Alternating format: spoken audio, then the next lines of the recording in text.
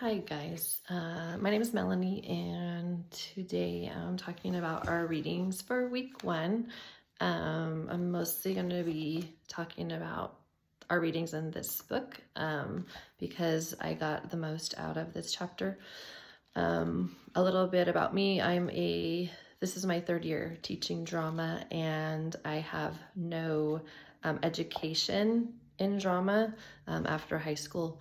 So I am pretty new to the teaching of it. And as far as experience, I have little experience myself. So I am doing this program because I want to become better at my job and learn more. So the chapter we read this week from the Brestoff book was very eye-opening for me and very important for me. Just everything that we read about the system was extremely important, and I'm already using it in my teaching every day. So a lot of the things that Stanislavski taught, I think I was already doing, but not aware of where it came from.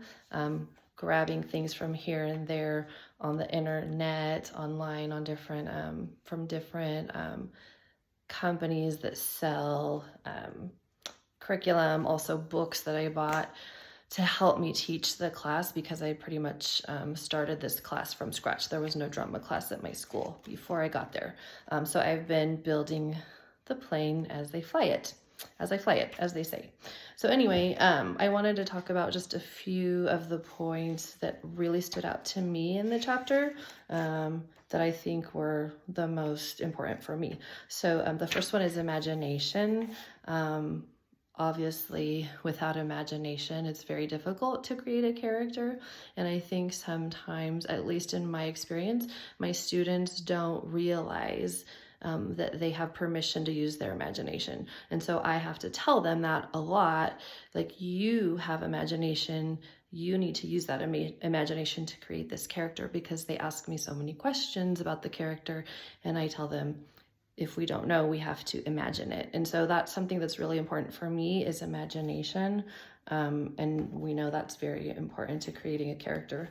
The other thing that I really liked was the magic if, and also the circumstances. Again, I think as a brand new theater teacher and getting into this kind of just late in my career, it's still fascinating to me, and I love it. So giving permission to imagine if, suppose that, here are the circumstances. So giving students that permission again to pretend, imagine, because obviously imagination goes with magic if. And so that's just something, that I also tell them a lot, because they'll say things like, well, I don't know what that's like. And I'm like, exactly. Imagine that, suppose that. You're right, you don't know. So this is what we're doing. We're pretending as if, right? And so that's like a huge lesson for my students. It's middle school, by the way. The other one that I really, really liked in here, I'm going to pick one more. I can't remember which one it was.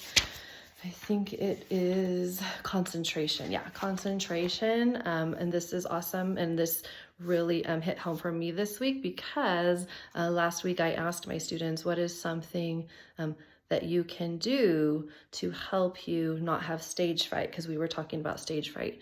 And one of my students who was in my production last year, she said, pretend the audience isn't there.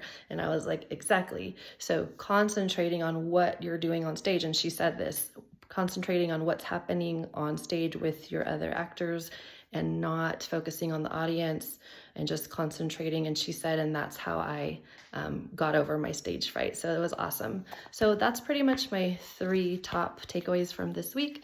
And thank you. Bye.